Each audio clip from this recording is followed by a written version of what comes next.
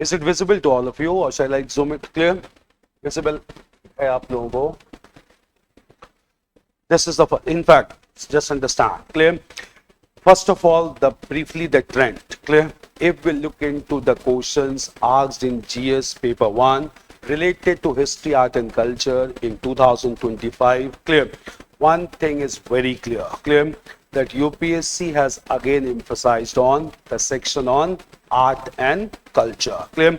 In fact, 4 questions are there from art and culture directly, and all of them are quite accessible to the candidates. Clear? Anyone who has prepared art and culture can write a powerful answers on these questions. Clear? At the same time, if you look into the trend, clear? For the last few years, there has not been much emphasis on modern India. This time also they have asked only one question from modern India, which is related to a depressed class leader, Jyotiba Phule. Clear? But the question is of 250 words. That means it carries more marks. Clear? At the same time, we had one question from post-independent era, again of 250 words, which means weightage for history section has increased this time. So more amount of marks has been given to history section this time. Clear? In fact, there's been one question from world history also related to French Revolution, which is again of 250 marks. So one thing which is very new this time is that 3 questions has been asked from history, which carries 250 words, more number of marks. So weightage of history has radically increased this time. Clear? So more than 100 marks out of 250 marks in GS paper 1 goes to history, art and culture, quite decisive in nature. So trend is very clear. Questions, even though are on the expected line, but at the same time, the weightage of history has increased in terms of marks. Clear? So this is a very different trend altogether.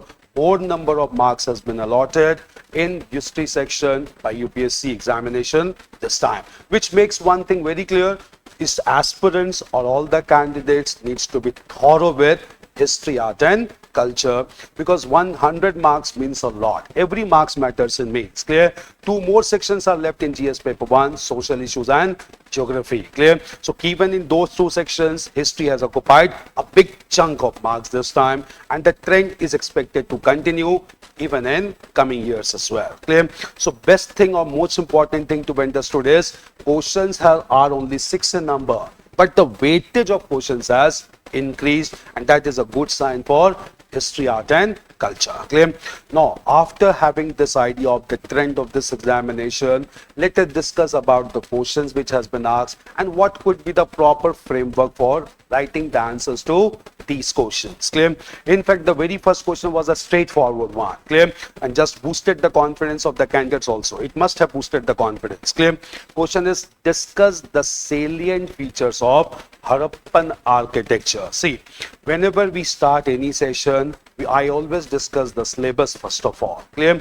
In fact, when we started modern India also, we had discussed the syllabus. If we look into the syllabus for art and culture in GS paper 1, what is the line mentioned? Clear? Salient features of Indian culture and heritage, like art forms, architecture, language and literature. Clear? So 3 words are mentioned very clearly in syllabus itself. Clear? They don't go beyond the syllabus anytime. Clear? This time also they have asked questions on art forms and architecture. Clear? Last year they asked question on art forms and language and literature under Pallavas. Clear? This time they have asked question on art forms and architecture. Architecture of Harappan period. Clear? And then they have asked about the art forms of Chandela art form, that is the Rajput rulers in central India. Clear? So 2 questions on art and culture, one on art forms, another on architecture.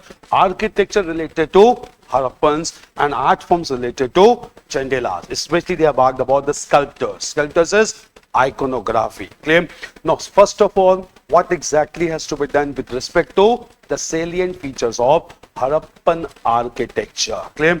Harappan civilization was an urban civilization of 2nd millennium BC. In Harappan civilization, architecture was highly developed as large number of monuments were constructed by the people of this civilization. Clear? Most of the urban cities were established, and these urban cities were located on major river banks. For example, Harappa itself on the banks of river Ravi and Mohenjo-daro on the banks of river Indus. Clear? And when these cities were established beside the river banks, all these cities architecturally was divided into two sections. Clear? One was known as the upper town or citadel, another was known as the lower town or the for common masses. Clear? And in the citadel, large number of monuments were constructed. Clear? What are so salient features of architecture? First of all, clear, city planning was a very important salient feature of Harappan architecture, in which basically houses were constructed in straight rows, and these rows construct or rather intersected each other at right angles or perpendicularly. Clear? So when it was looked from aerial side, it appeared to be a grid pattern or block pattern. Clear? So Harappan cities was based on grid pattern or block pattern, which is followed in some cities even now, like Chandigarh in the region of Punjab and Haryana. Clear? This was the major pattern found. Clear?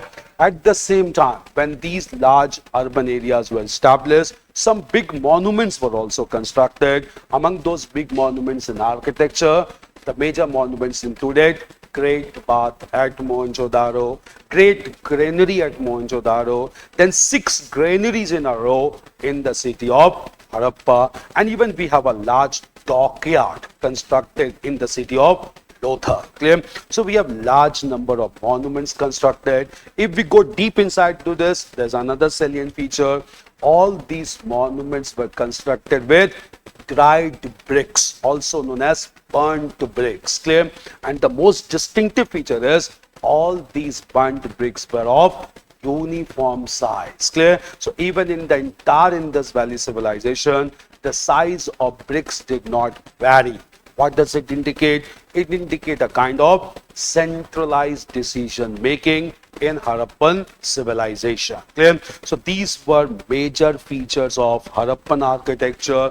Architecture mein you have to write only monuments. Clear? You don't have to write sculptures and all. Clear? So it's all about the buildings, the monuments which were constructed by the people of Harappan civilization. Clear? So ये salient features आपको लिखने हैं. They have picked the line directly from the syllabus, because syllabus itself says salient features like art forms, architecture, language and literature. So they have directly picked up from the syllabus salient features of architecture in Harappan civilization, all the major cities, even drainage pattern, because drainage pattern of Harappans was highly developed. Clear?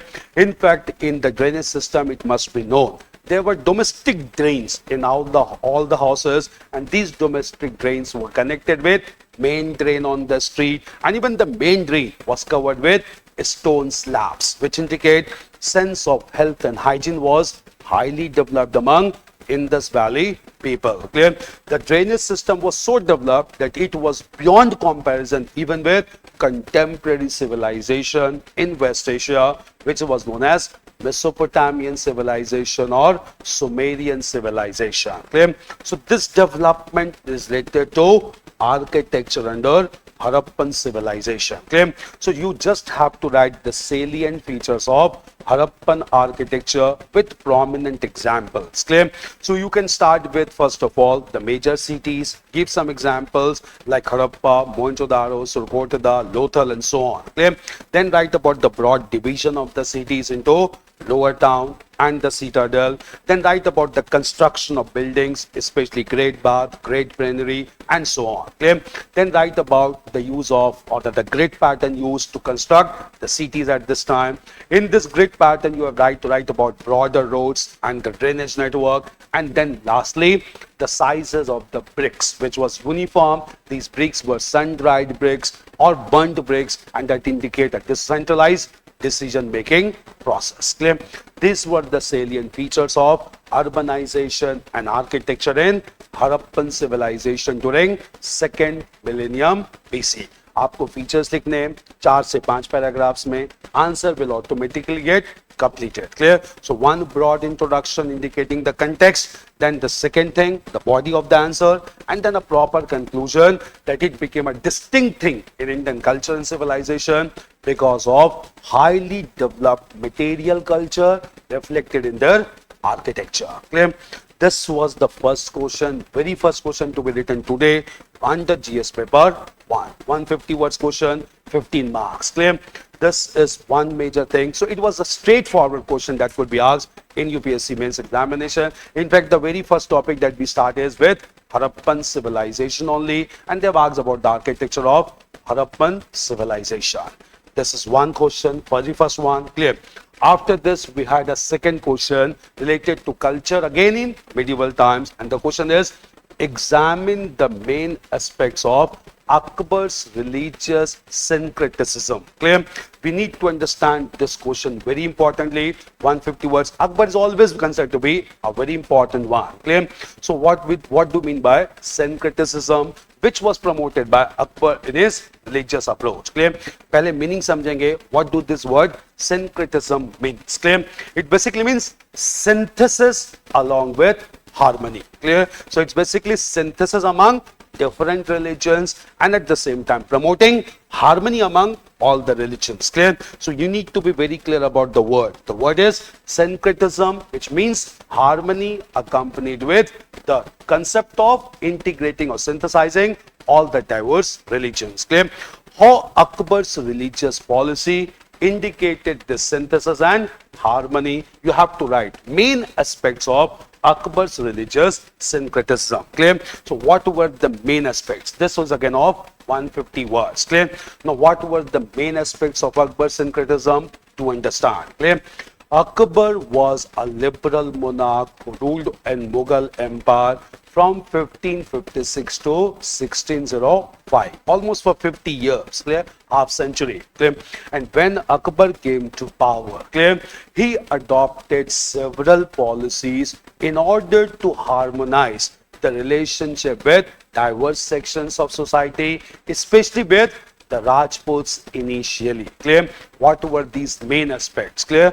First major aspect was Akbar in 1562. Clear? In fact, you must be knowing Akbar ruled under Bahram Khan for 4 years. He was not an independent monarch. He was not in a capacity to rule. So Bahram Khan acted as guardian from 1556 to 1560. After the death of Bahram Khan, Akbar started his independent policy and showed his religious tolerance. Clear?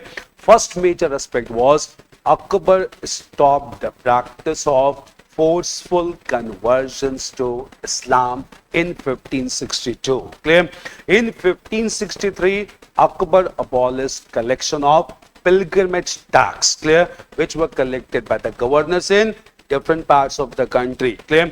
And in 1564, Akbar abolished the discriminatory religious tax known as jizya. Clear? So these were abolished in 3 successive years by Akbar from 1562 to 1564. What does it mean?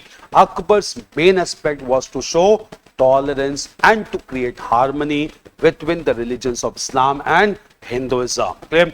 This was one major approach, main aspect of his syncretic approach. After this, clear, Akbar established his capital city at Fatehpur Sikri near Agra. Clear? When he shifted his capital from Agra to Fatehpur Sikri, clear, from 1573. In 1575 only, Akbar established a hall of prayer at Fatehpur Sikri, which was known as Ibadat Khana. Clear? Initially, Ibadat Khana was opened only for Islamic experts. Clear?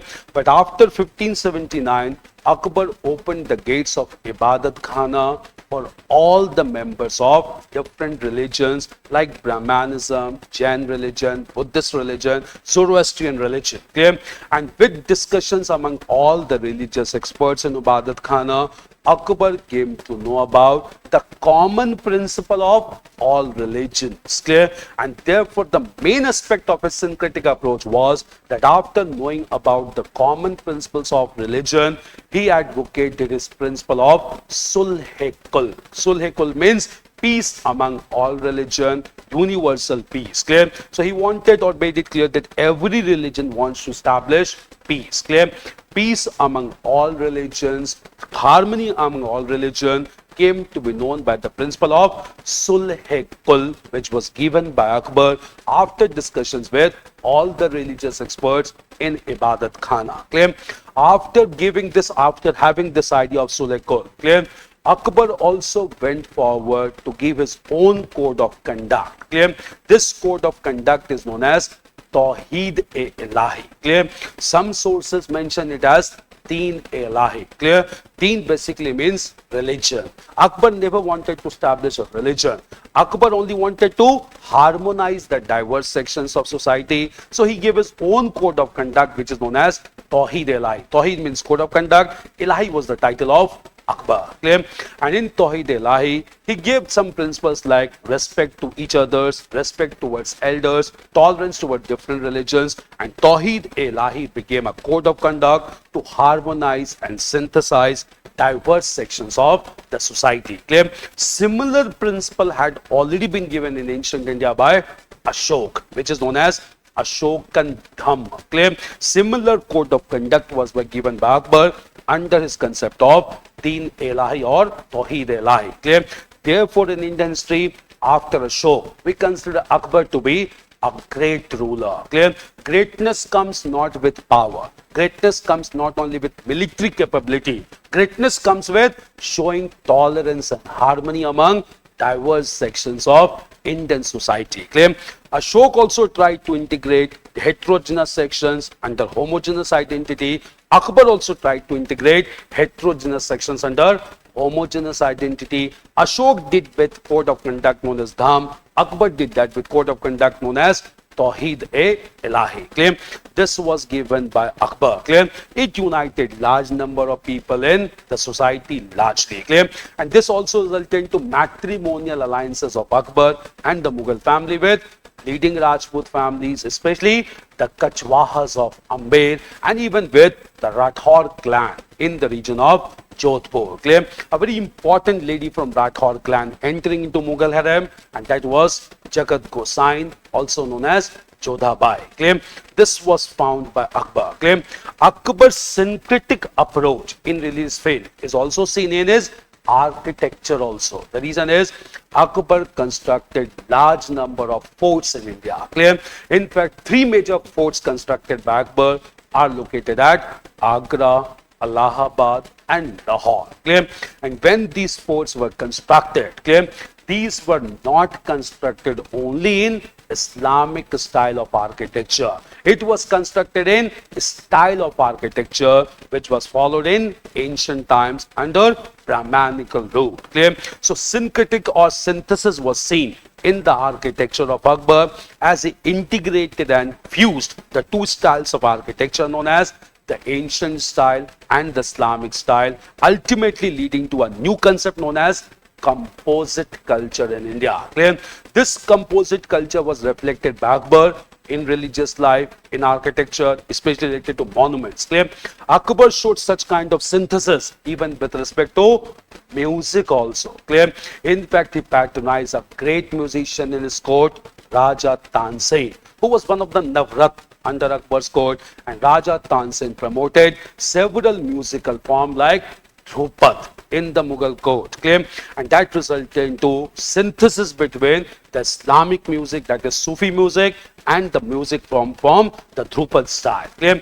This kind of syncretic approach, which was already going by Bhakti and Sufi saints, was promoted by Akbar. Clear? So Bhakti and Sufi saints who were promoting harmony among the Sufi people in society was largely supported by Akbar also. Clear? All these became the main aspects of Akbar's approach towards synthesis and harmony, and all this resulted into unity among heterogeneous sections, under homogeneous political identity. Clear? Akbar in fact built the Mughal Empire with this approach of syncretism. Clear? And that was later on disturbed by Aurangzeb, and that contributed to decline and disintegration of Mughal Empire. Clear? So these were the main aspects of Akbar's religious syncretism. Syncretism means synthesis along with harmony. Clear? So you have to start with stopping the forceful conversions to Islam. You have to talk about basically the abolition of pilgrimage tax. You have to talk about abolition of jizya, which was thoroughly religiously discriminatory in nature, 1564. Then you have to write about Ibadat Khana, established at Fatehpur Sikri by Akbar. He opened the gates of Ibadat Khana for the experts of all religions. Clear? After discussing the affairs with all of them, Akbar himself being a completely illiterate person. Clear? He began to discuss the issues, and through verbal discussion, he came to know that there's one common thing among all the religion, that is promotion of peace. Clear? To promote universal peace, peace among all religions. Clear? Akbar advocated his principle of Sulh-e-Kul. Sulh-e-Kul is a Persian word which means peace among all religions, that promoted syncretism in Mughal Empire. Clear? He went forward and at the same time gave his own code of conduct to be followed by the people for harmony and synthesis, which is known as Tawheed-e-Ilahi, which is very similar to Dham given by Ashok. Clear? Akbar showed syncretism even in architecture. Akbar showed syncretism even in music, and Akbar therefore proved to be one of the most liberal monarch of medieval times, that led to the establishment of large Mughal empire based on tolerance and harmony. Clear? You have to write. और जब ये लिखेंगे आप, obviously make it very clear. Write on the basis of sources. Clear? The most important source from where we come to know all these things of the developments and Akbar. This source is Ain-e-Akbari, written by Abul Fasl. Clear? Abul Fasl wrote the biography of Akbar known as Akbarnama. Akbarnama is divided into three sections. The third section of Akbarnama is known as Ain-e-Akbari, which mentions about all the policies adopted by Akbar. Clear? To write with sources, it authenticates the answer. Clear? These are the main aspects of Akbar's policy of religious syncretism, ultimately leading to Indo-Islamic culture, also known as composite culture in India. Main aspects clear hai? In this way the answer has to be formulated. Much expected question. Akbar is always very important. As Ashok is important in ancient India, Akbar is important in medieval India. Clear? This was the second question. 150 words to be written this time. So two questions which were very expected from culture and a very straightforward one. Clear? You cannot expect easier question like this. Clear? This was done and it must have boosted the confidence of candidates also, because initially writing two answers properly, it will automatically give you a psychological impetus. Clear? That impetus must have been given to today to all the exam aspirants. Clear? Now coming to the third one. The third question is quite important, technical in nature, and this third question needs to be known. Clear? In fact, clear, when we discuss culture, as we had discussed the three terms mentioned in the syllabus: art forms, architecture, language and literature. Clear? Within art forms, clear, there is a word. There are many things to be covered. Within art forms, the first thing to be covered is painting. Clear? After painting, we covered another art form which is known as sculpture. Sculpture means making of the portraits. Clear? And sculpture is also known as science of iconography. Clear? In fact, in ancient India, science of iconography was highly developed. Sculpture. Clear? Sculpture science was not there in medieval India because it is against the Islamic principles to make portraits. Clear? So we don't have much development of sculptures in medieval India. Sculptural science largely developed in ancient India, and sculpture science was related to all the three religions, that is Brahmanism, Buddhism and Jainism. Clear? Now coming to sculptures, Murtikala, or basically the portraits. Clear? Now question what exactly says. Clear? The sculptors, the person who made the sculptures or iconography. Clear? The sculptors filled the Chandela art form. Clear? Chandelas were the Rajput rulers from 9th to 13th century in central part of India, in the region of Bundelkhand, with their capital located at Khajuraho. Khajuraho is located in Madhya Pradesh, very important cultural center. Clear? So the question says that sculptors filled the Chandela art form. Clear? with resilient vigor. Clear? Resilient means something that can survive for long time against adversity. Clear? So resilient vigor and breadth of life. Clear? This is a very important term which is mentioned. Elucidate. Clear? You have to explain this concept, what has been asked. Clear? So the sculptors filled the Chandela art form with resilient vigor. Vigor is also there. There's liveliness is there with resilience. That was to survive for long. Clear? And breadth of life. Clear? Because spiritual life and union is shown in these sculptures. Clear? Now what exactly has to be done? Clear? There were many Rajput families in early medieval phase in the northern and central part of India. Altogether, we'll discuss there were 7 Rajput families. Clear?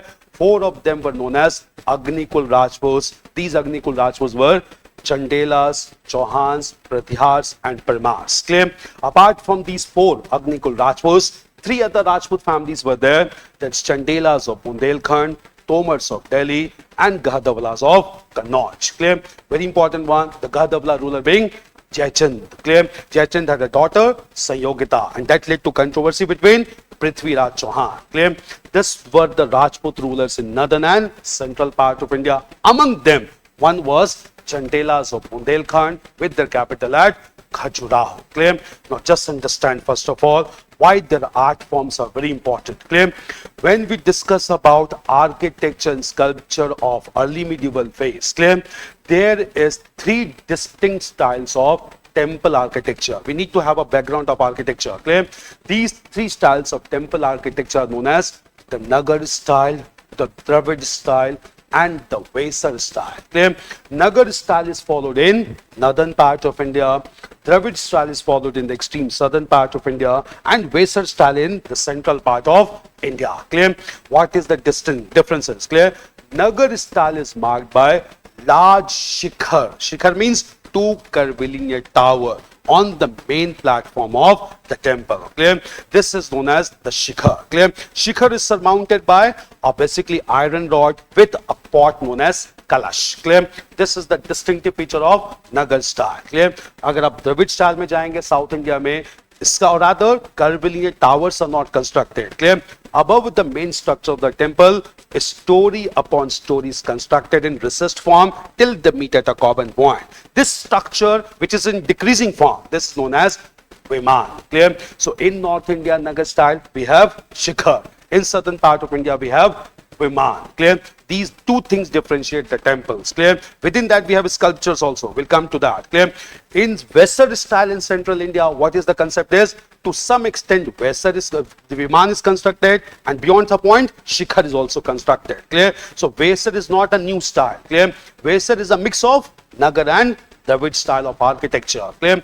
This style of architecture, why it is important? Because major sculpture development took place within temple premises. Clear? And in Nagar style, in northern part of India, there are many sub-schools. Clear? In Gujarat and Rajasthan, the school that developed was known as Maru Gurjarai style. Clear? Maru Gurjarai style because the word is right from Maru Desh and Gujarat. Clear? So that is means Rajasthan and Gujarat. Maru Desh is refers to Rajasthan. Clear? So Maru Gurjarai style. The most important temple is Somnath temple in Gujarat based on Maru Gurjarai style. And clear? Why this style is very important? Recently, the Lord Ram temple at Ayodhya is totally based on Maru Gurjarai style. In fact, it is known as replica of Somnath temple of Gujarat. Clear? There's one thing. As we proceed from Rajasthan and Gujarat, if we come to central India, there's a style of temple architecture known as Khajuraho style promoted by Chandelas. Clear? As we proceed northern side, we have Gupta style of temple architecture, especially in the region of Prayag and the region of Banaras. Clear? And as we proceed towards the eastern side, clear, we have another style of architecture known as Kaling style of architecture. Kaling style largely in Odisha. Clear? And then in the northeastern part of India, we have another variant of Nagar style, and that is known as a home style of architecture in Assam. Clear? The most important temple being Ma Kamakhya temple on Nilanchal Hills in Guwahati. Clear? So Nagar style also has variant. Variant क्यों है ये? Clear? कहीं पर शिखर छोटा है, कहीं पर शिखर बहुत बड़ा है, कहीं पर शिखर dwarfed है, कहीं पर शिखर elaborated है. Clear? So depending on Shikhar, clear? There's a regional variations to Nagar style. First is known as Maru Gujrat style. Then we have Khajuraho style. Then we have Gupta style. Then Kalinga style. And then finally Ahom style in Assam. From the extreme northwestern side to extreme northeastern side. Clear? Among these, the variant that has been asked this time is the Khajuraho style promoted by Chandelas. Clear? Up in temples which was constructed by Khajuraho rulers or Chandela rulers, what is so important about the art form, which indicate resilient vigor and which indicate breadth of life also. Clear? In fact, if you visit many temples at Khajuraho, we have almost 22 temples at Khajuraho. Clear? And among them, the most important temple is a temple known as Kandarya Mahadev temple. Clear? And when you visit these temples in Khajuraho, you will find richly developed art forms or sculpture on the walls as well as on the top part of the lintel. Clear? Now, what is so important about these art forms or sculpture, which indicate vigor, which indicate breadth of life? Clear? All these sculptures which are found on the walls of Khajuraho temples, these sculptures are largely marked by high sense of eroticism. Clear? There is high degree of eroticism which is found on the walls of the temples of Khajuraho. Clear? In fact, clear, large number of male and female figures are shown, and these are known as mithun. Clear? Which indicate basically signs of love making or eroticism. Clear? In fact, these eroticism is very important. Why? Clear? The reason is, first of all, indicate breadth of life. Clear? Because this eroticism indicate a spiritual union. Clear? This is spiritual union between mithun and spiritual union between apsaras. Clear? So large number of apsaras, large number of mithun are shown, and different posture of the eroticism is shown, and that is largely marked by breadth of life. Clear? Why it is known as with resilient vigor? Clear? In fact, why resilient vigor? Because most of these sculptures are made with granite content. Clear? Granite content is a tough content, different from sandstone. Clear? So even after so many years, clear, these sculptures has not been destroyed because there's a hard content given to this sculpture which has given resilient vigor to these sculptures. Clear? It must have taken years for the sculptors, clear, to carve out such sculptures with a hard content, that is granite content. It is easier on sandstone, it is very tough on granite content. That is why the question is, sculptors filled the Chandela art form. Clear? They took a long time. They filled the Chandela art form with resilient vigor and the breadth of life. Clear? So resilient vigor because content which has been done is of granite content which cannot come to an end easily, and that took a time also, long time also to carve out those sculptures. Clear? And breadth of life because it indicates signs of love making. It indicates basically a spiritual union between Mithun and Apsaras. Clear? In fact, indicates some warriors also. Clear? But all these are considered to be very important concept related to beginning of life. Clear? This is depicted in all the major temples at Khajuraho. Clear? This was the question asked, and you have to explain the temple. Clear? At the same time, clear, in this form of art form, clear, these are reflected not only in Hindu temples. Clear? In fact, Khajuraho is also known for some Jain temples also patronized by the Chandelas. Clear? The most important Jain temple being the Parshwanath temple. Clear? And in these temples also, clear, sculptures are very full of vigor, full of life. Why? These sculptures largely indicate 24 Tirthankars related to Jain religion. Clear? In Jainism, it is believed that Vardhaman Mahavir, who founded the Jain religion, was preceded by 23 other teachers, and all of them are collectively known as Tirthankars. Clear? And large number of Jain Tirthankars give their teachings related to establishment of Jain religion. Clear? Major Tirthankars are depicted here. In fact, the first Tirthankar, Rishabhnath is depicted. Clear? And the last Tirthankar, Mahavir, along with 23rd Tirthankar, Parshvanath from Banaras. Clear? Why this sculpture is very important? Even though we have the list of 24 Jain Tirthankars, historicity of only 23rd and 24th is well established. Otherwise, we don't have historical evidence of first 22 Tirthankars, and the 23rd Tirthankar was Parshvanath from Banaras, and 24th Tirthankar was Mahavir from Vaishali. Vaishali located in North Bihar. Clear? So we have a lifelike sculptures of Jain Tirthankars in the temples, and therefore Khajuraho represents the blend of Brahmanical and Jain sculptures that took a long time for sculptors to show life and vigor to religion of Brahmanism, religion of Jainism. Clear? This major developments to be written related to a sculptural art form developed by Chandelas at Bundelkhand with the capital at Khajuraho. Clear? This major development, clear? This central India is also known for some more temples where sculptures are there. The most important being Chausat Yogini temple. Clear? And Chausat Yogini temple was a temple in circular form, whereby 24 shrines are there, 64 shrines are there along with the main shrine. Clear? And based on the architecture of Chausat Yogini temple, the old parliament building was constructed in New Delhi, which has recently been replaced by the new parliament building. Even Ministry of Culture has recommended Chausat Yogini temple to be included in World Heritage Site under UNESCO. Clear? Sculptural developments, images of large number of yoginis are there in this temple, which were also patronized by the Chandela rulers. Clear? So largely it has been very much development. This question may have been framed largely because there was a news that Ministry of Culture has proposed many sites to be included in World Heritage category. One among them is the Chausat Yogini temple, constructed and patronized by Chandela rulers. Clear? So art forms, the most important thing being the science of eroticism being reflected in this. Clear? In fact, source agar likhenge aap, to you can write this concept of science of eroticism was first mentioned in 2nd century BC by a writer known as Vatsyayan, who wrote a work Kama Sutra, which is the work mentioning science of eroticism. Clear? This concept you can compare also. Clear? Another major area where science of eroticism was focused in temple and sculpture, that was Kaling. Clear? Kaling in Orissa is also marked by high depiction of eroticism on the walls and panels. Clear? But what is the difference between the Kaling style of art sculpture and Khajuraho style? Clear?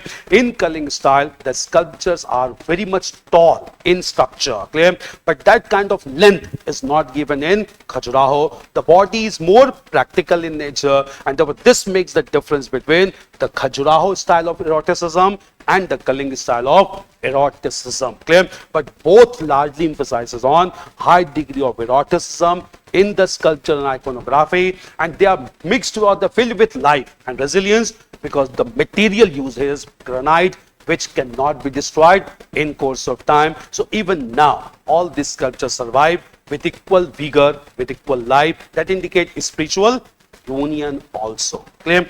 These were the major things to be written related to sculptors filled the Chandela art form with resilient vigor and breadth of life. Clear? Life starts with the union between a male and the female, and that is depicted in the sculptures of Khajuraho. This was the question. Again, 10 words, 150 words. Clear? ये features लिखने हैं आपको related to Chandela art forms. Clear? Art forms will be reading painting, sculpture, music, dance, drama. Questions हमेशा आते हैं. Last time they asked about Pallava's contribution to art and language and literature. This time they've asked about art forms of the Chandelas. Clear? Architecture, they've asked about Harappan civilization. Clear? So दो तीन words mentioned है, दो words उन्होंने इस बार पूछ लिया है फिर से. One is architecture, another is art forms. Clear? Last time they've asked about language and literature. They keep on doing that. Clear? So if you complete the topic with respect to language, art forms, architecture, you are bound to get questions in mains examination. Clear? This is another major development. So third question written in succession in mains examination. This was the third one. Clear? Then coming to the fourth one, that is related to geography. Clear? Then we have another question. Now we have one question from modern India this time. Clear? See, these days the question is largely related to depressed classes, largely related to Dalits in modern India. Prelims also they have asked question on E.V. Ramaswamy Naikar, but that was expected because of Vaikom Satyagraha. Clear? This time they have asked question on Jyotiba Phule. Clear? And the most important thing to be known is, clear, Jyotiba Phule was in news also. Movies also released, very much in news these days. Clear? Why Jyotiba Phule? And the best part is, this question is of 250 words. Clear? That indicate weightage of marks has increased. 250 words means 20 marks. Clear? So that indicate weightage given more to modern India and other parts. Clear? What is this question? Mahatma Jyotirao Phule's writings and efforts of social reforms touched issues of almost all subaltern classes discussed. We had discussed the concept of subaltern classes. We have discussed the meaning of subaltern. Subaltern means the concept of highlighting the interests of marginalized sections in society. Marginalized largely include the Dalits, the tribals, the minorities, the women, clear, physically disabled, clear. This subaltern has always been emphasized these days because obviously it's a new trend in historiography, clear. The question says Mahatma Jyotirao Phule's writings, will come to his work, clear, and efforts of social reforms touched issues of almost all subaltern classes. We were supposed to come to this topic related to depressed classes, clear. Here we need to understand a question that has been asked, clear. First of all, Jyotiba Phule was the pioneer of depressed class agitation in India. Clear? He is considered the first one. Clear? He started demanding equal rights for Dalit community and other marginalized sections like women and the scheduled tribes. Clear? From the second half of 19th century, he established an organization for this which is known as Satyashodhak Samaj in 1873, which means truth-seeking society. Clear? He wanted to show the truth behind the subjugation of the Dalit community, subjugation of other marginalized sections of the society. Clear? And under this organization, he also began to write some works. Clear? Now, what were his major writings? This is the focus. Clear? The first and the most important work written by Jyotiba Phule is titled as Gulamgiri. Clear? Gulamgiri, written by him in 1873. Clear? Now, what is so important about Gulamgiri, which indicates his subaltern thought? Clear? That is thought related to marginalized sections. Clear? In this work, Gulamgiri, he has mentioned about condition of slavery in United States. Clear? United States also had slavery, that is large number of Negroes that were not given equal rights by the white people in North America. Clear? In fact, large number of leaders emerged in North America. They demanded the abolition of slavery. Clear? And slavery was abolished in America under the leadership of US President Abraham Lincoln in 1863. Clear? And in fact, Jyotiba Phule devoted this entire work to those abolitionists who abolished slavery in North America. Clear? So he has given due respect to all the leaders of America who abolished slavery in America. Clear? And he said that similar kind of bondage and slavery exists in India. Clear? In fact, Jyotiba Phule said that slavery in North America was on economic lines, class consciousness. Clear? But slavery in India is of caste lines. Clear? This was the distinction done by Jyotiba Phule, that slavery, because in North America, why slavery was there on class lines? Clear? Because large number of cotton planters, they employed the slaves in cotton cultivation, and that was class differentiation. Clear? But here slavery and bondage by the Dalits, by the Brahmins, was based on caste equations. Clear? And therefore he wanted the abolition of all forms of slavery and bondage through this work titled as Gulamgiri. Clear? In this work Gulamgiri, he asks all the people, that is the tribes, the women, the scheduled caste, to read the Brahmanical works like the Vedic literature, and to understand that this subjugation for them is not divine, not made by God. Clear? It is a man-made creation by the Brahmins. Clear? Because he said that you must read the Rig Veda. In the 10th chapter of the Rig Veda, there's a hymn known as Purusha Shukta hymn, in which is said that from a divine man, four classes emerged in India, caste emerged in India. Brahmins from the tongue, then Kshatriyas from the shoulder, Vaishyas from the abdomen, and Shudras from the feet. Claim it was a man-made creation, it was a mere imagination, it is not a divine thing. Until people will read and understand this, how will they challenge the domination of Brahmins? Claim, and he wanted these things to be done not only by the Dalits, by the tribals, by the women, by all other sections of subaltern category in the society. Claim, after some years he wrote another writing. Claim, this writing in 1885 is known as Ishara, indication. Clear? And in this work, Ishara has said, if equal rights are not given to the minorities, the Dalits, the women, it will lead to a violent retaliation. It is an indication, and therefore Varna system should be completely abolished. Clear? So he advocated complete abolition of Varna system that may lead to complete chaos and anarchy in the society. Clear? So this was indicated, Ishara was given by him in his another writing, title is Ishara, in 1885. So these were the writings, and what were the efforts? Efforts were basically to upgrade the status of subaltern section, like organization of Satya Shodhak Samaj. Reforms that touched issues of almost all subaltern classes. Clear? One more thing done by Jyotiba Phule was, he decided to promote education among the women and other sections like tribals, in which he was largely supported by his wife, Savitribai Phule. Clear? She emphasized on promoting education among the girls, which again included a subaltern class, and that resulted into modern education to challenge the domination of traditional system like the Varna system in the society. Clear? All such developments were done, and ultimately you have to highlight, just because of this trend, claim the Varna system began to be demanded to be abolished by the major leaders, including E.V. Ramaswamy Naikar, Sri Narayan Guru, and finally Dr. B.R. Ambedkar. Claim so all these sent a trend by Jyotiba Phule from the beginning. You have to write all these dimensions. Claim you can divide the answers also into four categories. That is, take all the subaltern class, write about them separately. First is the Dalit, then tribes, then women, and then physically disabled. Claim and all the major works of Jyotiba Phule, two most important being Gulamgiri and Ishara. Claim write about Gulamgiri, the most important thing. Write about abolitionist in North America who abolished slavery, and he equated slavery with India also. Clear? In fact, the entire work of Gulamgiri is devoted to abolitionist movement in North America, which was led by US President Abraham Lincoln. Clear?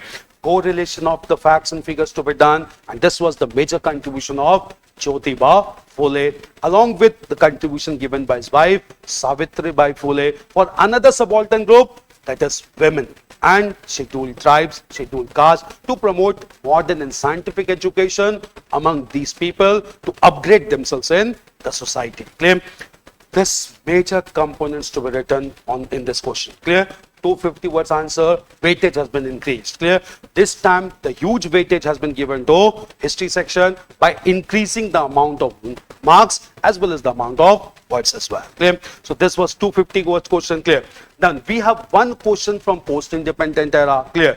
You get normally question from one post-independent era. Normally, most of the time, it is of 250 words only. This time also, 250 words, 20 marks question. Clear? And the question is very straightforward, which has been asked. Anyone who will prepare post-independent era will have to prepare all these topics mentioned. Clear? They have clubbed together everything. Clear? Trace India's consolidation process during early phase of independence. After 1947, early phase means largely the Nehruvian era. Nehruvian era from 47 to 64. Claim early phase of independence in terms of polity, economy, education, and then finally international relations. Claim बहुत clear structure question में ही कह दिया आपको. Clear? आपको इस answer को चार part में डिवाइड करना है. Clear? First of all, consolidation related to polity, consolidation related to economy, consolidation related to education, and then finally international relations. Clear? Now coming to one by one each one of it. Clear? After India's independence in 1947, in fact, clear, जब भी you have to write any answer on post-independent era, always write the context taken from partition. Clear? Partition was the major thing which prompted Indian leaders to go for consolidation in post-independent era. We suffered a big blow because of partition, leading to huge dislocation in India. So obviously it made it mandatory for Indian leaders in the early years, formative years, to go for consolidation. Clear? And in this process, we need to understand what was the consolidation done with respect to polity, economy, education, and international relations. Clear? All being done by the first Prime Minister, Jawaharlal Nehru, largely. Clear? Coming to polity. Clear? As soon as India became independent, India had to witness partition, which affected India's territorial integrity. Clear? To avoid any such development in coming time, India decided to integrate large number of princely states within Indian Union immediately. Clear? And that task was largely taken by independent India's Home Minister, Sardar Vallabhbhai Patel. Clear? And Sardar Vallabhbhai Patel adopted a strategy for consolidation, which is known as persuasion cum pressure. Clear? He first tried to persuade the native rulers to sign instrument of accession with Union. If persuasion failed, he was ready to apply even pressure strategy also, in which he was largely supported by Secretary V.P. Menon. Clear? And by applying the strategy of persuasion cum pressure, Sardar Vallabhbhai Patel integrated almost all the contiguous princely states, the most challenging being Junagadh in Saurashtra region of Gujarat, then followed by Kashmir in the northern post part of India, then Hyderabad in South India, and finally the region of Sikkim and other parts of northeastern in course of time. Okay? So first of all, political consolidation was done by integrating the major areas taken from native rulers, and therefore India as a union got created before constitution was enforced in 1950. Clear? Even after 1950, consolidation continued as we took areas from French like Pondicherry, Yanam and Karaikal. Clear? We also took areas from Portuguese, that is Goa, Daman and Diu, through Operation Vijay in 1961. Clear? So in the formative years, in the early years of independence, the first priority was on political consolidation, primarily due to India's partition in 1947. So consolidation done, political consolidation done through major integration of princely states. This is one thing. Clear? Coming to economy, again due to partition. Clear? Due to partition, economic dislocation took place in India. Most of the fertile agricultural tract went to Pakistan. Most of the irrigation facilities went to Pakistan. Even jute growing areas went to East Pakistan, which affected the jute industry of Bengal. Clear? To deal with such economic dislocation, process of economic consolidation was started by Nehru. Clear? And this was done through era of economic planning. Clear?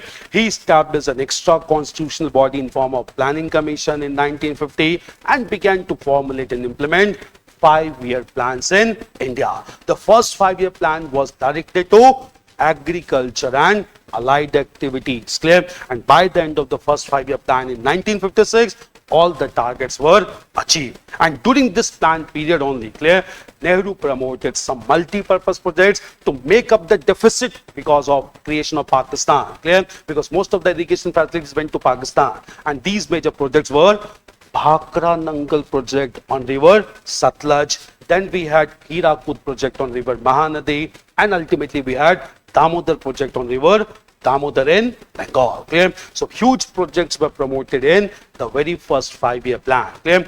When the plan became successful, Nehru went for second 5-year plan with focus on industries. Clear? And when this focus was on industries, large number of industries were established, especially oil refineries in India, oil refineries at Digboi in Assam, oil refinery at Mathura, oil refinery even in Barauni in Bihar. Clear? By the end of the plan, major targets were achieved, but it was not very successful. Clear? And after first 2 5-year plans, when Nehru formulated third 5 plan, it was a move towards economic consolidation. Why? Clear? Third 5-year plan was not formulated with any new target. Clear? The third 5-year plan was formulated with the same targets of first and second 5-year plan, which indicate he wanted to consolidate on the gains of first and second 5-year plan, and that indicated consolidatory move in the early phase of independence. Clear? This indicates economic consolidation after India's independence. Clear? So first part on political, second part on economy, third on education. Clear?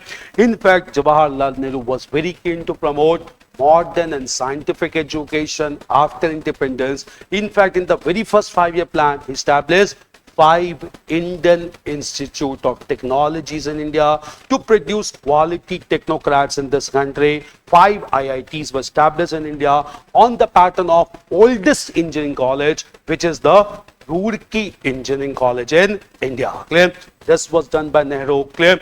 In the very first 5-year plan, Nehru established a central funding body, clear, to finance the major leading institutions in India, and this central funding body was established in form of the University Grants Commission in 1953, and UGC was given a statutory status by Parliamentary Act known as UGC Act of 1956. Clear? This led to consolidation of higher education with proper funding from central body. Clear? In the second 5-year plan, Nehru established another technical institution which was known as Indian Statistical Institute at Calcutta. Clear? It was established on the recommendation of a leading statistician, Prasanth Chandra Mahalanobis, clear, who provided a formula known as Mahalanobis formula for second 5-year plan. Clear? This led to Indian Statistical Institute at present Kolkata in the second 5-year plan. Clear? So consolidation was done with respect to education as well in the early years of India's independence. Clear? Third is international relations. Very important one. Nehru himself being an architect of India's foreign policy, he retained the portfolio of external affairs since the interim government till his death in the year 1964. He drafted India's foreign policy. He became the architect of India's foreign policy. Clear? And when he formulated India's foreign policy, it was based on some high sounding principles. Clear? In fact, the very first principle of India's foreign policy was non-alignment. Clear? Non-alignment given in the context of Cold War. Clear? What does it mean? All the newly emerging countries of Asia and Africa from colonialism, they were asked to cooperate with each other. They were asked to emerge as a consolidated group to develop themselves with mutual support. Clear? And this resulted into a conference in 1955 at Bandung in Indonesia, which is known as Afro-Asian Conference. Clear? And as a result of this Afro-Asian Conference, an organization, a movement was established known as Non-Aligned Movement in 1961 at Belgrade in Yugoslavia, in which leading role was played by Nehru from India, Abdel Nasser from Egypt, President Tito from Yugoslavia, and Sukarno from Indonesia. Clear? And with establishment of non-aligned movement, all developing countries of Asia and Africa joined, and that led to a consolidated group which is known in international relations as the Third World countries. Clear? So Third World countries came into being, and cooperation among Third World countries also known as South-South cooperation. Clear? Because most of the developing countries are considered to be located south of equator. Clear? This became the example of South-South cooperation, consolidated the countries of Asia and Africa. Clear? This was one consolidatory move. Clear? Second consolidatory move by Nehru in international relations was the principle of Panchsheel, that is 5 principles of support and coexistence. Clear? And through Panchsheel he wanted to maintain healthy bilateral relationship. He even concluded Panchsheel agreement with Chinese Premier Zhou Enlai in 1954 to improve the ties between India and China. Clear? So all these efforts were taken by Nehru to consolidate. Clear? Nehru also became the original signatory of UN Charter, and India became a member of United Nations from the very beginning. Clear? Now what was the consolidatory move? Clear? From 1950 to 53, the President of General Assembly in United Nations, was a great diplomat from India, and this diplomat was Srimati Vijay Lakshmi Pandit. Clear?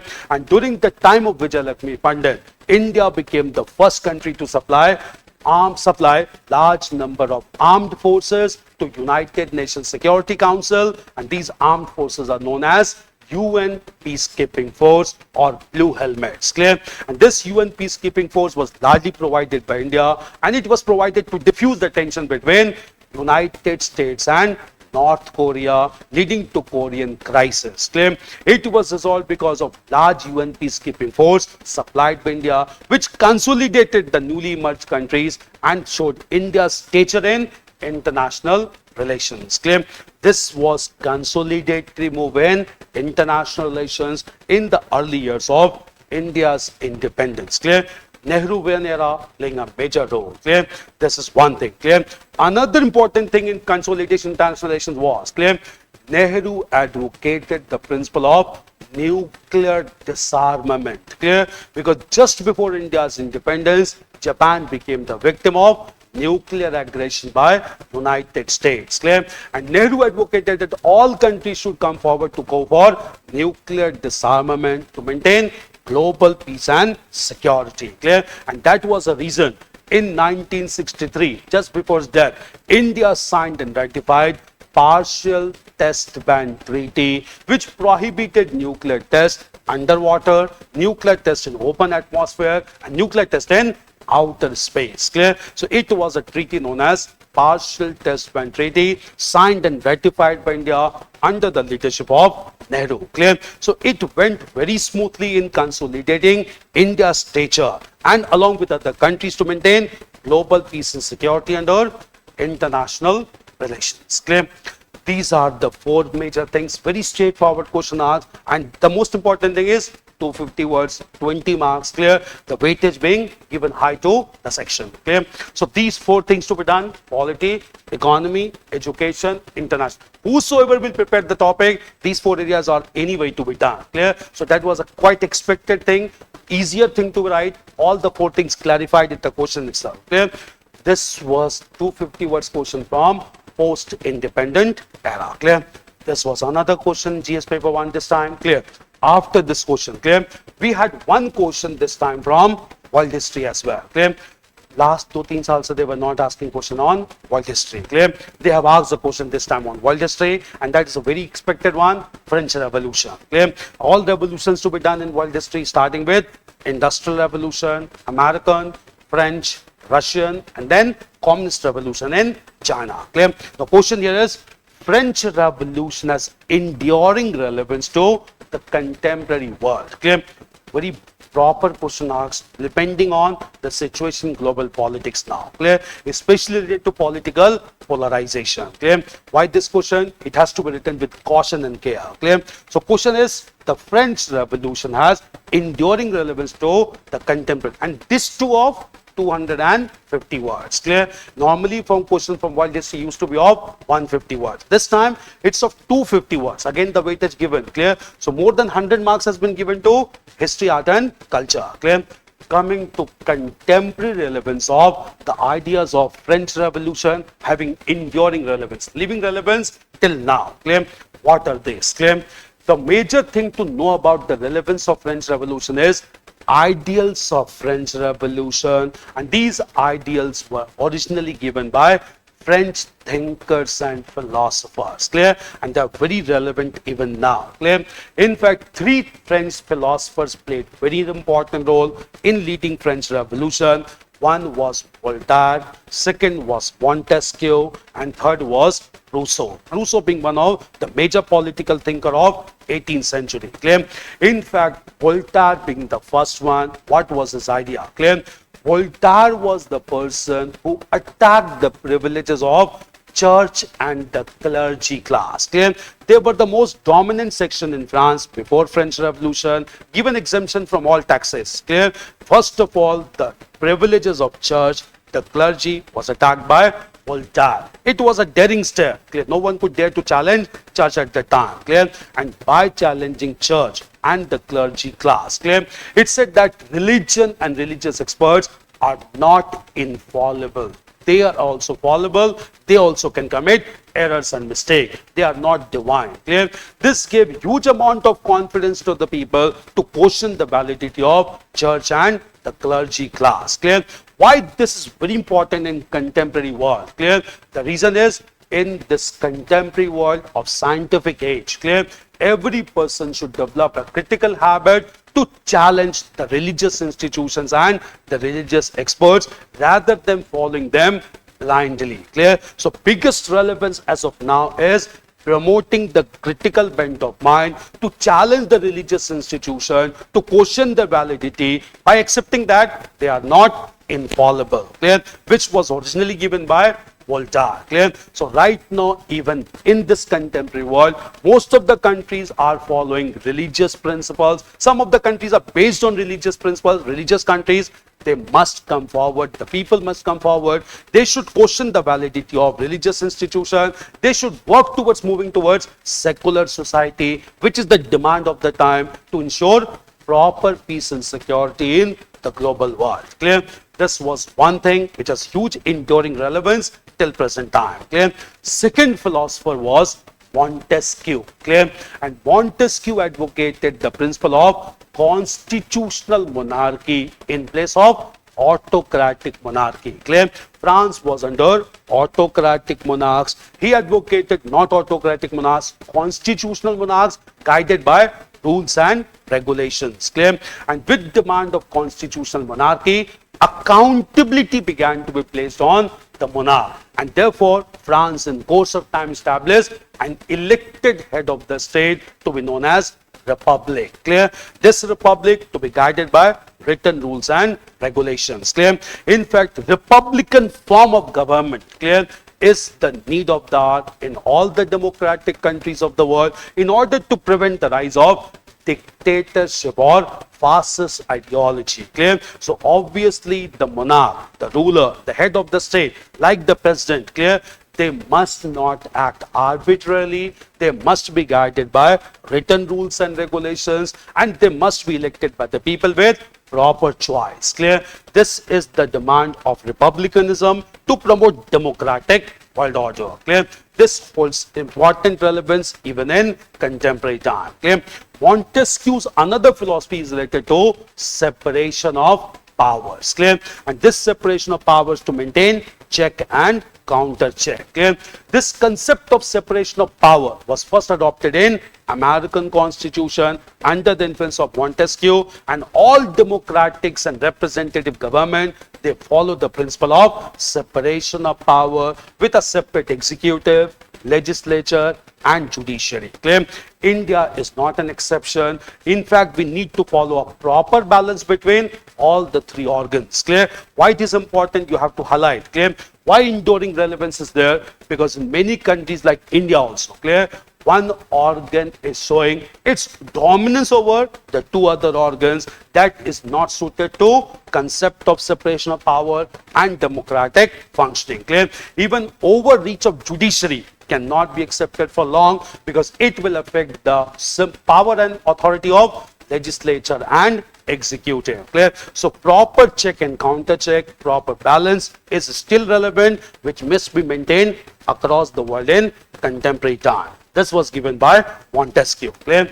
Coming to the most important one. Clear?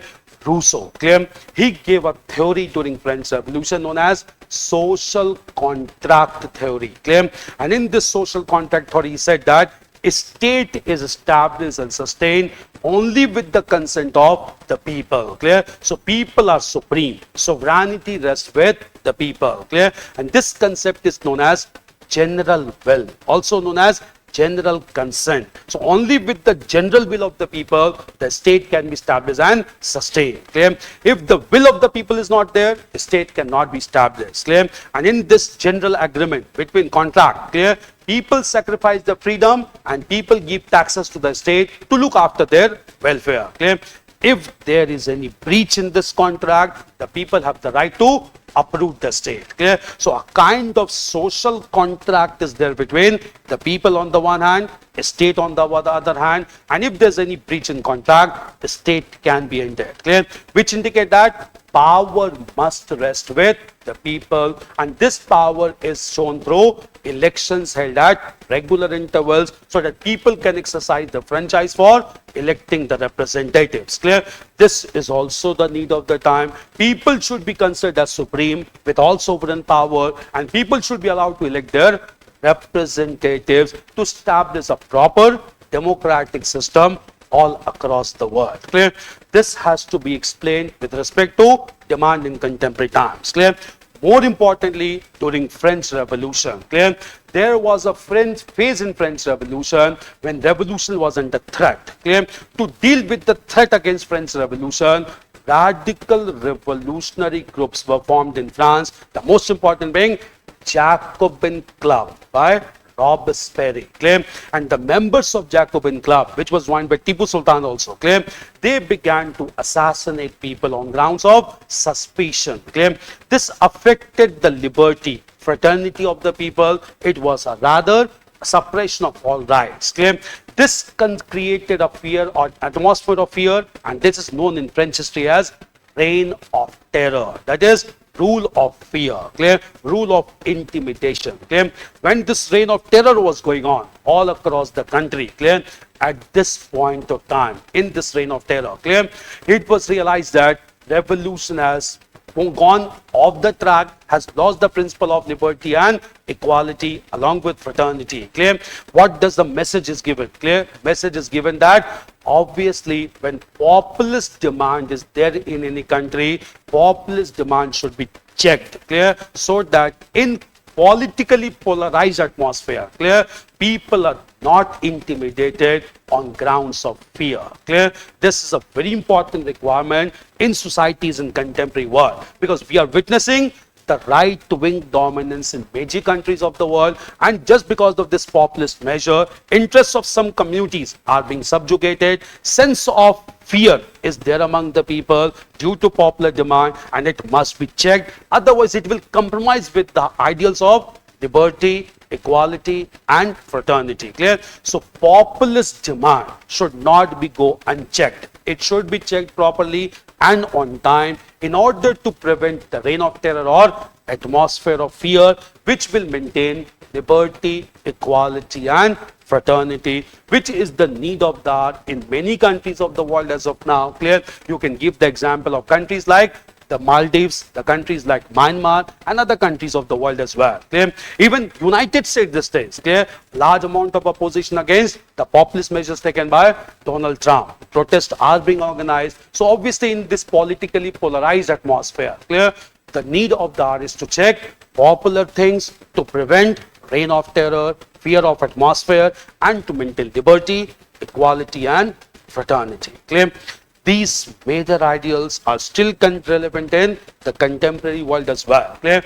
And lastly, clear, with all these principles of liberty, equality, and fraternity, first thing that was promoted across the world from French Revolution was importance to human rights. Clear? In fact, French Revolution is considered the first revolution to promote human rights considerations across the world. Clear? International human rights considerations are still relevant all across the world in order to ensure individual growth and development by promoting some major rights to the people against any state authority, against any state agency. Clear?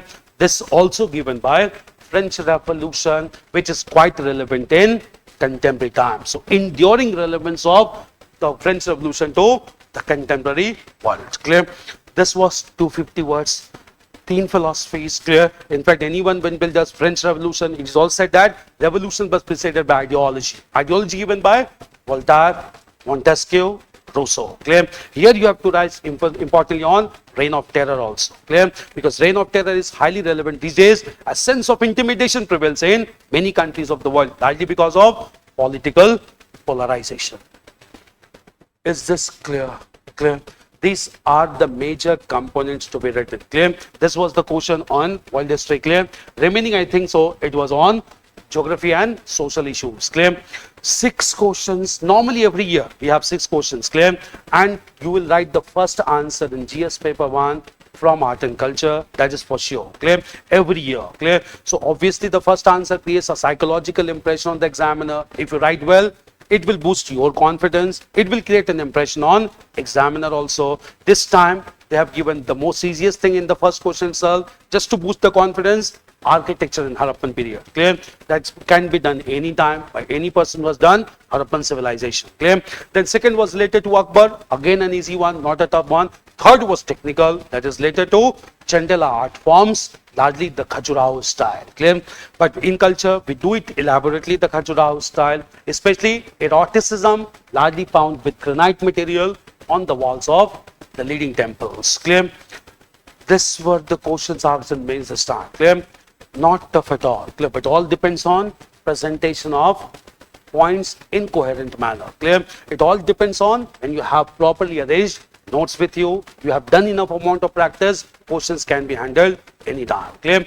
This time the trend is not question largely from modern India, except one, Jyotiba Phule, but 250 words. Clear? So marks anyway has been given, 20 marks has been given, that is sufficient enough. Clear? So more than 100 marks question only from history, art and culture. Clear? Every single marks matter. Clear? Because with one single mark also you can be rather changed or find a change in your rank. Clear? You can slip from IS to IPS also. Clear? With one single mark also. Clear? And with that single mark you will have to write mains again. That's a reality. Clear? Because obviously you will have to write the mains for improving your rank. Clear? So every single marks matter. 100 marks anyway is a big thing. Clear? So 105 marks means a lot, and this was directly from history, art and culture. Is this clear? The question clear? So this was the question. Personalities aate hain modern India mein. This time it's Jyotiba Phule. Clear? You get questions on personalities almost in fact. Clear? It is Jyotiba Phule this time. Next time it can be another personality like Subhash Chandra Bose, Dr. B.R. Ambedkar. In fact, personalities like Maulana Abul Kalam Azad. Anyone can be asked. Clear? So we prepared about those personalities. Raja Ram Mohan Roy was asked in prelims this time. Clear? Jyotiba Phule this time. Socio-religious reform movement is very important. You get questions from socio-religious. Depressed class movement comes within socio-cultural reform movement. It's clear. Content yahi rehte hain. Clear? It all depends how you frame the answer, how you present the answer. It demands huge amount of skill development. Clear? Whenever you read any question, 3 things has to be taken care of. One is basically the keywords in the question. Clear? Ye sare jo words hote hain, these are all keywords in the question. Clear? Apart from keywords, another important thing in the question is always is the command words. Clear? Always look into command words also. Clear? Like this word, examine. It's a command word. Clear? There are around 18-20 command words. List bana lijiye with proper meaning. Have this on your study table. Keep on looking every day, because if it is examined, answer will be different. If it is critically examined, answer will change. Clear? If it is discussed, answer will be different. If it is critically discussed, answer will change. Clear? If it is elucidate, if it's elaborate, illustrate, critically analyze, answer will change according to command words. Clear? And third important thing is tense. Don't disturb the tense. Clear? So 3 things to be taken care of while writing answer: the command words, the keywords and the tense. In history, tense का बहुत issue नहीं है, because obviously answers would be in past tense. Clear? But these are, they are asking about contemporary relevance. Clear? So you have to correlate with present era. Clear? So tenses you have to take care of. Clear? So 3 things to be taken care of. First of all, read the question properly, understand the demand, highlight the keywords, and don't jump into answer directly. Read the question twice or thrice. Clear? First of all, internalize the question. Clear? Then start penning down. Clear? So first is the keyword, then followed by the command words, and then the tenses. Never disturb that. Clear? So first major thing is to understand the question. Clear? Because you have to write what has been asked. You don't have to write what you know. Clear? Normally this is the mistake done by candidates. Clear? So they are giving you only the option of 150 to 250 words. You should be very clear कि answer frame कैसे करना है. Clear? Knowledge, I'm telling you, with all the serious candidates who are writing mains, knowledge with all of them are more or less at equal level. 2 things here and there. Clear? What makes the difference? In the examination room, how you translate that knowledge into power backed answers. Clear? That depends not on knowledge. That depends on skills and tools. Clear? This exam is all about tools and skills. Clear? Develop those skills of writing. Clear? Without that, you won't be able to produce the answer. Clear? So knowledge सबके पास more or less remains to be same. सब लोग एक ही book पढ़ते हैं, एक ही दो book पढ़ते हैं. Someone read more, someone less. Clear? There can be, but that will not make the difference. Clear? Difference will be who is able to write the answer effectively. One who knows little also, but who has the power of writing well, he will get through. One who knows more, but cannot translate that into answer, he will not get marks. Clear? So it's not about knowledge. It's about how you present the answers in the examination sheet. Clear? You are not there to explain to the examiner. You are speaking on behalf of your answers. Clear? Answer will speak on behalf of you. Clear? So you should show how much depth you have, how much clarity you have. Clear? So mains is all about tools and skills. It's not about knowledge. Clear? Prelims can be about knowledge. Clear? Because obviously extensive knowledge is required. Mains, no need. Clear? Broader things should be known. अगर आपको मैं थ्रिम पे बुलाऊं, coming to the main thing. Clear? अगर आपको broad चीजें भी पता है, क्लियर, जो चीजें अभी हमने डिस्कस की हैं, कोई भी वर्ल्ड हिस्ट्री या मॉडर्न इंडिया करेगा, they must be knowing this things. Clear? अब उसको लिखना कैसे, दैट इज इंपॉर्टेंट. क्लियर? जैसे फ्रेंच रेवोल्यूशन की बात. Clear? Relevant of French revolution, enduring relevance in contemporary world. Keywords क्या है? Enduring relevance, another word is contemporary world. Clear? आपको यू हैव टू एनालाइज कि what is happening in the contemporary world. Clear? What does mean? You should be well versed with current developments. Clear? Current affairs will not be asked per se, indirectly. Current affairs you will use in writing answers. Clear? So make this thing clear how current affairs are to be used. Clear? You cannot write anything without current affairs. Clear? अगर आपको पता ही नहीं कि world across चल क्या रहा है, clear? How can you write contemporary relevance? Clear? आपको फ्रेंच रेवोल्यूशन पता भी है, तब भी you won't be able to write answer. Clear? You will need to interlink with contemporary development. Clear? So current affairs will not be asked itself in the paper, but current affairs will always be relevant while you write answer, and not even subject like history. History is no more starting. Look into questions. Clear? They're asking correlation with contemporary world. So if you know what is happening across the world, you can easily frame an answer when you know the conceptual thing. Clear? That there were three thinkers, they gave their ideologies. These ideologies are relevant in contemporary times. You can correlate. Political polarization is a trend that is going on, not in any one or two countries, major countries of the world. Clear? So you have to understand reign of terror. आपको correlate करना है. Clear? You have to write about Voltaire. You have to write the most important one, Rousseau, the general will. Clear? That formed the basis of political state theory in India. So obviously everything has to be correlated. Clear? So when you read answer, you have to apply it. Don't go into the examination room that questions will be from history. Clear? This is general studies. Clear? General studies means general awareness of entire thing. Clear? So don't go with the notion that you will be writing answer on history. You will be writing answer on general studies. That is, correlate history with contemporary development, correlate society with contemporary development, and that requires contemplation and practice. Is this clear? This is the way to prepare. Clear? So knowledge, again I'm telling you, more or less remains to be same. Clear? What makes the difference between selected and not selected candidate? How much they are able to correlate, interlink, and able to write power-packed answers. Clear? Knowledge नहीं चाहिए, facts, figures नहीं चाहिए. How many facts and figures we had discussed? Khajuraho अब जब भी करेंगे, eroticism will automatically come. Clear? Material will automatically come. उस question से, उस सिंगल एजेंडा से you have to develop an answer. अगर फ्रेंच रेवोल्यूशन करेंगे तो ideals and philosophers will automatically come, वहीं से answer generate. Clear? UPSC is a step ahead from bookish knowledge. Clear? After you have done the basic things, be prepared. Clear? You will get some new questions there. You have to correlate. That will come only with practice. Practice is the major thing. Clear? So it's not about knowledge. Again. Clear? How many years, how many names you have discussed. Clear? अगर आपको केवल reign of terror, कभी भी French revolution करेंगे, सबसे interesting फिर reign of terror है. आपको नहीं लिखना है जैकोबिन क्लब, आपको नहीं लिखना है रॉबेस्पियर, नहीं याद है, it's better. Clear? Write what exactly is the theme. आप क्या relate करना चाहते हैं? You want to relate it with political polarization. That is more important because that is the demand of the question. They don't want to know about Robespierre. They don't want to know about guillotine. They don't want to apply about the techniques. They want to know what is relevant in contemporary times. So know the trend. In everything that we have discussed, no facts figures. Nothing is important. In fact, take my words. The amount of knowledge that you all have at this time also, with this knowledge also, you can crack, provided you have the skill. Take my words, clear? आप जब mains लेके निकलेंगे बाहर, you will realize what was the point of reading so much. कुछ भी नहीं पूछा, पूछा बहुत कुछ अब कैंडिडेट्स को समझ नहीं आया. Clear? The reason is they went with the idea. History पूछेंगे पेपर 1 में, I have mugged up history. Geography पूछेंगे, I have mugged up history. अगर आपने mug up किया है, तो you will not write anything substantial.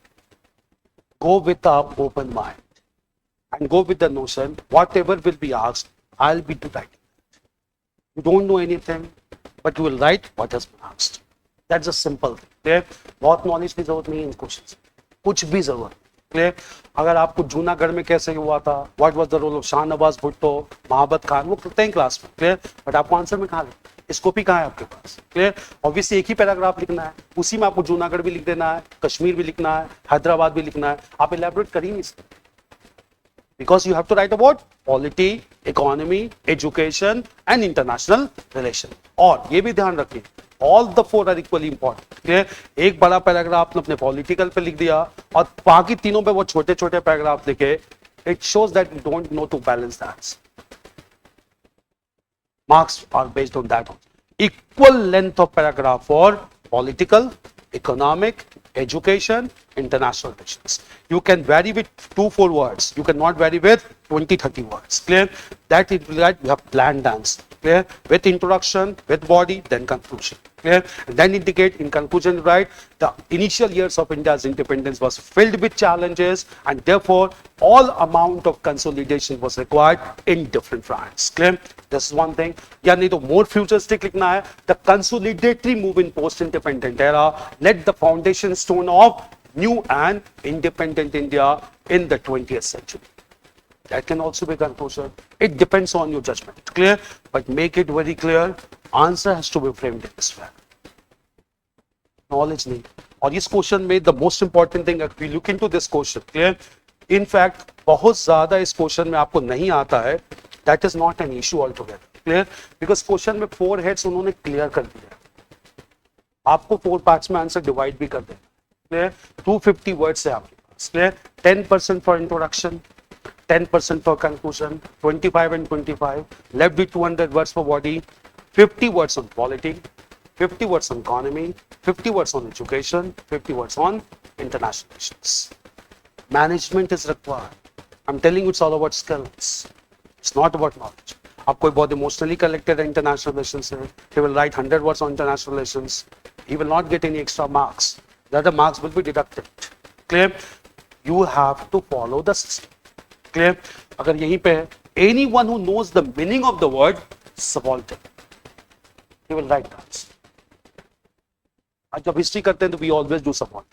जब भी पेजेंट मूवमेंट करना है, working class, will always come with the concept of history from below और सबाल्टर्न हिस्टोग्राफी. क्लियर? आपको ये पता है तो आपको पता है कौन से सेक्शंस आते हैं. Dalits, women, scheduled tribes and at the same time women. आपको सेक्शंस लिखने हैं इसमें. ज्योतिबा फुले के बारे में आपको एनी भी टाइम पता होगा. Anyone will do social reform will read. अब ज्योतिबा फुले के डिटेलिंग में नहीं जाना. क्वेश्चन क्या पूछ रहे हैं वो? If writings and efforts of social reforms touched issues of almost all subaltern classes. Clear? Almost all, not all of them, almost. Clear? They have hinted you कि आपको लिखना क्या है. Clear? इस आंसर को भी डिवाइड कर लीजिए आप पॉइंट्स में. Work is done. कोई भी क्वेश्चन है anyway. Clear? अगर if you look into the initial questions on culture, clear? Discuss the salient features of urban architecture. It is a straightforward one. Clear? Salient features: town planning, bricks, drainage network, grid pattern with examples. Work is done. आपको बहुत ज्यादा नहीं जाना है. Clear? वो सारे names नहीं लिखने लगने हैं आपको कि this is on this river, this is on this river, this is on this. No kiddishness. Clear? Kiddishness is not required. Clear? You are being selected for a matured service. Clear? Don't show any kiddishness there. Clear?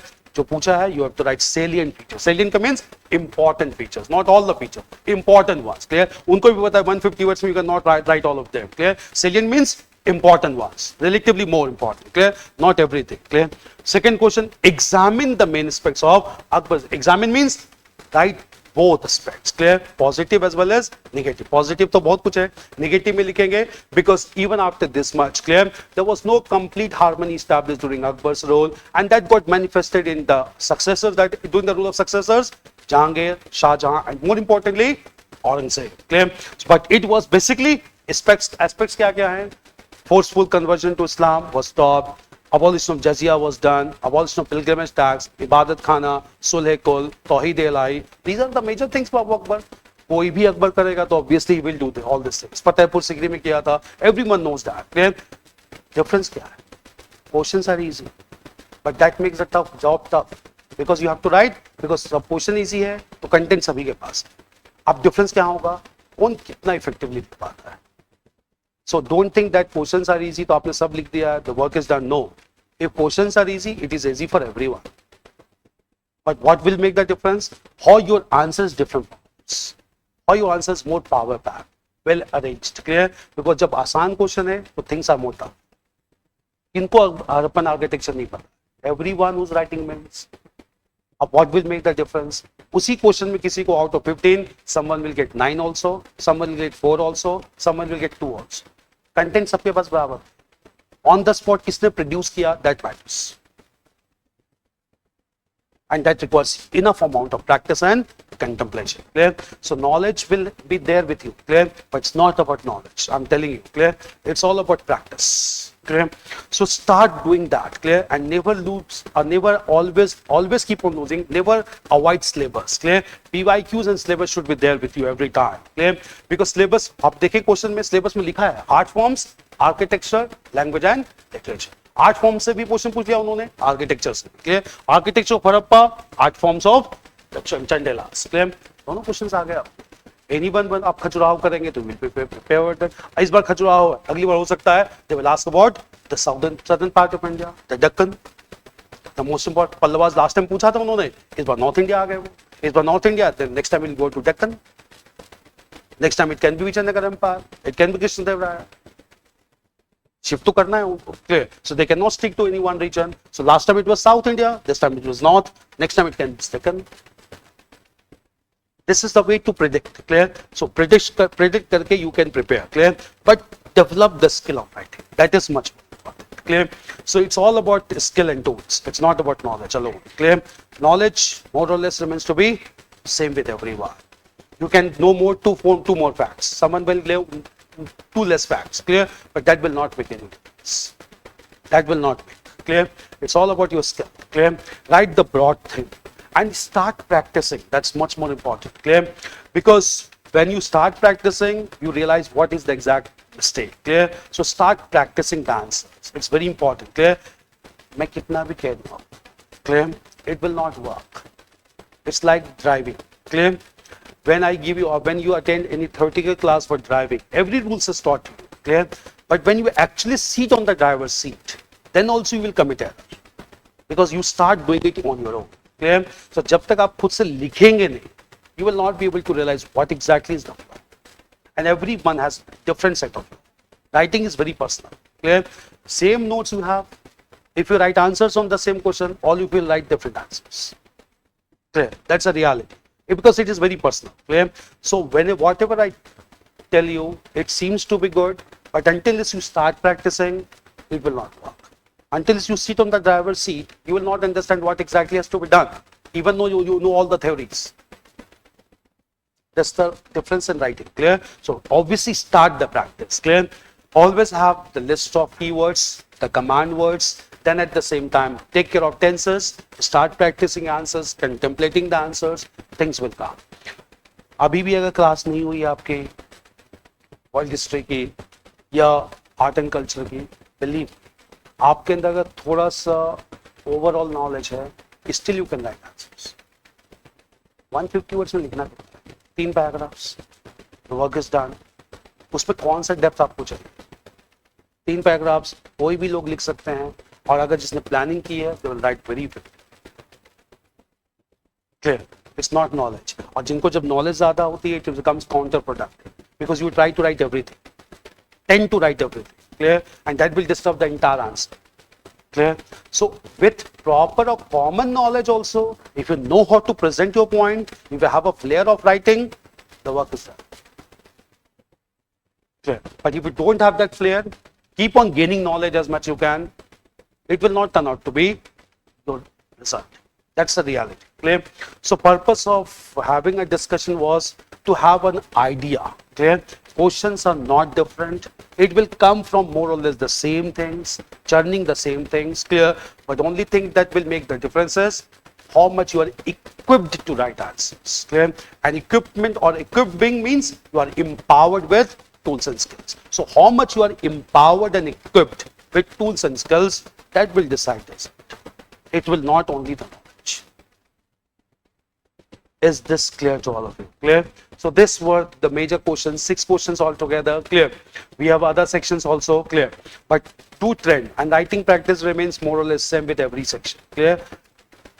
Some words will change, some nomenclature will change, but trend will remain more or less the same. Clear? And anyone who can write good answer in history will write automatically good answer in society.